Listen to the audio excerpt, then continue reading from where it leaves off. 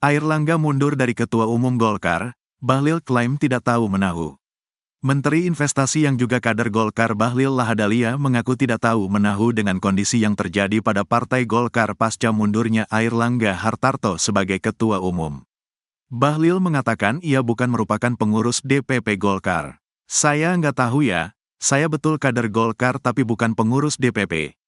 Jadi saya tidak tahu apa yang terjadi di sana, kata Bahlil di IKN, Kalimantan Timur, Senin, tanggal 12 Agustus tahun 2024. Bahlil mengaku hubungannya dengan Airlangga baik. Airlangga menurut Bahlil merupakan sahabatnya.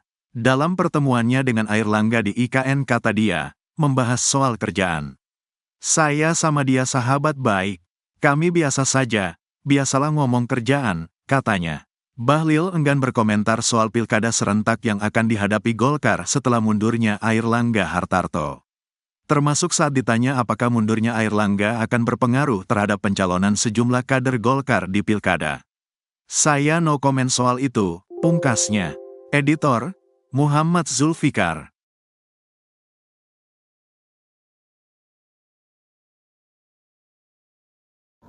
Sebelum Airlangga Hartarto mundur dari Ketua Umum DPP Golkar, ia telah memberi rekomendasi terhadap bakal calon kepala daerah di Lampung. Adapun nama penerima rekomendasi Golkar Lampung di tingkat kabupaten kota seperti Epa Duyana dan Dedi Amrullah, bakal calon wali kota dan wakil wali kota Bandar Lampung telah direkomendasi Partai Golkar untuk maju kembali di Pilkada 2024. Kemudian ada nama Ririn Kuswantari dan Wiryawan Sada Melindra. Mereka juga telah menerima rekomendasi dari Golkar untuk bakal calon bupati dan wakil bupati di Kabupaten Pringsewu. Sementara berdasarkan informasi yang diterima Tribun Lampung, 13 kabupaten kota se-Lampung telah menerima surat tugas dari DPP Golkar untuk Pilkada 2024. Namun, secara mengejutkan, Airlangga Hartarto menyatakan diri mundur sebagai Ketua Umum Golkar pada 10 Agustus 2024.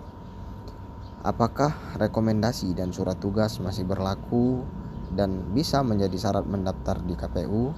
Mengenai hal ini, Ketua KPU Lampung Erwan Mustami menjelaskan pihaknya akan melihat pendaftaran di Sistem Informasi Pencalonan Silon untuk bakal calon kepala daerah nantinya. Terkait syarat pencalonan, kata dia, akan dilihat update data di Silon dan SK partai politik yang terdaftar di Kementerian Hukum dan HAM. Jadi acuan KPU untuk pendaftaran yakni yang terdaftar di Kemenkumham dan terupdate di Silon. Sementara Ketua Divisi Teknis Penyelenggara KPU Lampung, Ismanto, mengatakan dalam hal ini KPU hanya melayani sesuai dengan peraturan KPU nomor 8 tahun 2024 tentang pencalonan gubernur dan wakil gubernur, bupati dan wakil bupati, wali kota dan wakil wali kota dalam pilkada serentak 2024 nantinya. Intinya, kata dia, PKPU 8 itu menjelaskan syarat pencalonan bakal paslon yang daftar rekomendasinya ada di DPP Parpol yang sah di Kemenkumham. Berikut bunyi syarat pencalonan partai politik atau gabungan partai politik bagi bakal calon kepala daerah yang hendak mendaftar di KPU. Pertama, salinan keputusan terakhir tentang penetapan kepengurusan partai politik tingkat pusat. Kemudian, salinan keputusan kepengurusan partai politik tingkat provinsi untuk pemilihan gubernur dan wakil gubernur atau salinan keputusan kepengurusan partai politik tingkat kabupaten atau kota untuk pemilihan bupati dan wakil bupati serta wali kota dan wakil wali kota. Keputusan pimpinan partai politik pusat tentang persetujuan calon menggunakan formulir B persetujuan Parpol KWK. Kemudian syarat pencalonan dan kesepakatan pimpinan partai politik atau para pimpinan partai politik yang tergabung pada pasangan calon sesuai dengan tingkatannya. Hal itu sesuai formulir model B persetujuan Parpol atau KWK. Ada campur tangan istana di balik mundurnya Airlangga Hartarto dari Golkar. Direktur Eksekutif Political Opinion, IPO, Dedi Kurniasyah menilai, ada kekuatan besar di balik pengunduran diri Airlangga Hartarto dari jabatan Ketua Umum Partai Golkar. Kekuatan besar yang dimaksud yakni campur tangan dari kekuasaan alias istana. Awalnya, Dedi menilai keputusan Airlangga tersebut cukup mengejutkan. Pasalnya, Golkar di bawah kepemimpinan Airlangga memiliki prestasi yang gemilang. Mundurnya Airlangga Hartarto di tengah prestasi membawa Golkar di pemilu 2019 dan 2024 memang cukup mengejutkan, kata Dedi, Minggu, tanggal 11 Agustus tahun 2024. Airlangga, kata Dedi, juga berhasil melewati momentum di mana dia pernah dalam posisi wacana, digoyang, sebagai ketua umum Partai Golkar. Sehingga rasanya bukan persoalan soliditas tetapi mungkin ada tekanan yang memiliki kekuatan. Dibandingkan rival-rival politiknya di Golkar tentu kekuatan ini mengarah ke istana, ujarnya. Lebih lanjut, momentum pengunduran diri Airlangga bertepatan dengan penyelenggaraan Pilkada 2024. Dia menilai, kekuatan itu turut membatasi ruang gerak Airlangga untuk mengusung kader terbaik di Pilkada 2024. Misalnya, keinginan Airlangga yang hendak mengusung Ridwan Kamil di Pilkada Jawa Barat, namun akhirnya malah maju di DKI Jakarta. Keputusan Airlangga Hartarto yang sebelumnya menginginkan Ridwan Kamil tetap di Jawa Barat tetapi Gerindra lebih dulu mewacanakan Ridwan Kamil di Jakarta dan faktanya tiba-tiba Ridwan Kamil disetujui maju di Jakarta, ucapnya.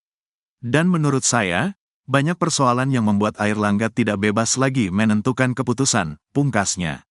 Ketua Bidang Organisasi DPP Partai Golkar Zulfikar Arse Sadikin pun bicara soal mekanisme penunjukan PIT Ketua Umum DPP Partai Golkar. Di mana, berdasarkan aturan organisasi dan mekanisme yang telah baku dan berjalan di internal partai, maka penunjukan PIT dilakukan dalam rapat pleno DPP Partai Golkar. Terlebih, sesuai ADART, Peraturan Organisasi Nomor 8 Tahun 2020 tentang pergantian antar waktu, petunjuk pelaksanaan, Juklak Nomor 01, 2020, tentang tata kerja DPP Partai Golkar serta kelaziman yang berlaku selama ini. PIT Ketua Umum DPP Partai Golkar adalah koordinator bidang-bidang kepartaian, dalam hal ini Wakil Ketua Umum Koordinasi Bidang Kepartaian Bapak Kahar Muzakir, kata Zulfikar.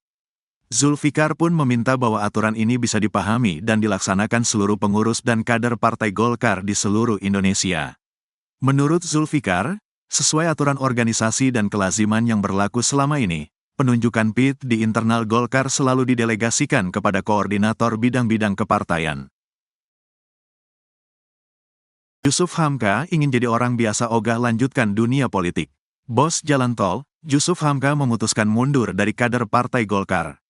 Tak hanya itu, ia juga memutuskan untuk tidak alam maju dalam kontestasi Pilkada 2024. Diketahui, Golkar sempat mengeluarkan surat instruksi agar Yusuf Hamka maju menjadi bakal cagup atau cawagup di Pilgub Jakarta 2024. Namun, instruksi itu bergeser menjadi bakal cawagup Jawa Barat 2024. Pria yang akrab disapa Baba Alun itu menyatakan bahwa dirinya ogah untuk maju dalam kontestasi pilkada manapun. Keputusan itu diambilnya setelah melihat nasib Airlangga Hartarto yang kini mundur dari ketum Golkar. Saya enggak mau lanjutin Jakarta pun Jawa Barat pun ujung langit pun saya enggak mau lanjutin. Saya mau jadi warga rakyat biasa. Saya enggak akan kuat. Minta ampun kalau lihat perseteruan politik keras dan kasar, kata Baba Alun saat dihubungi, Minggu, tanggal 11 Agustus tahun 2024. Nantinya, kata Baba Alun, ia akan menyampaikan surat pengunduran diri dalam kontestasi pilkada dan kader Golkar pada Senin, tanggal 12 Agustus tahun 2024, besok. Nantinya, ia akan mengirimkan surat kepada Sekjen Golkar Lodewijk F. Paulus. Besok akan disampaikan surat mungkin kepada Pak Sekjen. Iya, saya akan ke sekretarisnya. Belum tahu, saya konfirm ke Sekjennya, ungkapnya. Lebih lanjut, Baba Alun menyatakan pengunduran diri itu karena ia kecewa melihat nasib Airlangga. Dia mengaku tidak bisa hidup di tengah politik yang kasar dan keras. Buat saya yang biasa kerja lembut dan punya empati kepada rakyat dan persahabatan tentunya saya hargai persahabatan, loyalitas, perkawanan, di mana saya tidak lihat soal itu saya lebih baik mengundurkan diri, pungkasnya. Pengunduran diri Airlangga Hartarto dari kursi Ketua Umum Partai Golkar berbuntut panjang. Bakal cawagup Jawa Barat sekaligus bos jalan tol, Yusuf Hamka juga memutuskan hengkang dari kader Golkar. Pria yang akrab disapa Baba Alun itu menyatakan ada sejumlah alasan mengapa dirinya ikut mundur dari kader Golkar. Yang pertama, keluarganya tidak setuju ia terjun ke politik. Betul, sebenarnya saya dari awal memang keluarga tidak setuju saya berpolitik. Memang sudah waktu kemarin saya dicalonkan juga bilang nggak usah berpolitik, kata Baba Alun saat dihubungi, Minggu, tanggal 11 Agustus tahun 2024. Baba Alun juga mengungkapkan alasan lainnya dirinya mengundurkan diri dari kader Golkar karena akan memiliki cucu sebentar lagi. Sebaliknya, pihak keluarga meminta dirinya untuk membuat masjid di Indonesia. Keempat anak-anak saya bilang, buat masjid 1000 masjid itu seluruh provinsi paling tidak 38 provinsi ada masjid Baba Alun. Jadi keluarga sarankan udah jadi orang bebas, jadi pekerja sosial sesuai cita, sesuai Bunda Teresa. Ya udah kembali lagi ke Kito, hitohnya kan sebagai Bunda Teresa maunya, ungkapnya. Hal yang terpenting, kata Baba Alun, dirinya mundur dari kader Golkar karena kecewa Airlangga Hartarto mundur dari Ketua Umum Partai Golkar. Dia meyakini Airlangga sudah terzalimi oleh pihak tertentu. Ia menyampaikan Airlangga telah mengalami hal yang kasar dan keras. Jusuf Hamka siang ini bakal temui Sekjen, mundur sebagai kader Golkar. Pengusaha Jusuf Hamka mundur sebagai kader Partai Golkar, tak lama setelah Airlangga Hartarto mundur sebagai Ketua Umum Partai Golkar. Pria yang akrab disapa Baba Alun itu akan menyampaikan surat pengunduran diri sebagai kader Golkar, Senin, tanggal 12 Agustus tahun 2024, hari ini. Dia menyebut, surat itu akan diberikan langsung kepada Sekjen Golkar, Lodewijk F. Paulus di kantor DPP Partai Golkar pada pukul 10 waktu Indonesia Barat. Hari ini, Senin, jam 10 waktu Indonesia Barat pagi, saya menyerahkan surat pengunduran diri kepada Sekretaris Jenderal Golkar di DPP Slipi, kata Jusuf Hamka saat dikonfirmasi tribunnews.com, Senin. Diberitakan sebelumnya, pengusaha Jusuf Hamka mundur sebagai kader Golkar, tak lama setelah Airlangga Hartarto mundur sebagai Ketua Umum Partai Golkar. Dia menyatakan ada sejumlah alasan mundur dari Golkar. Pertama, keluarganya tidak setuju ia terjun ke politik. Betul, sebenarnya saya dari awal memang keluarga tidak setuju saya berpolitik. Memang sudah waktu kemarin saya dicalonkan juga bilang nggak usah berpolitik, kata Baba Alun saat dihubungi, Minggu, tanggal 11 Agustus tahun 2024. Baba Alun juga mengungkapkan alasan lainnya dirinya mengundurkan diri dari kader Golkar karena akan memiliki cucu sebentar lagi. Pihak keluarga meminta dirinya untuk membuat masjid di Indonesia.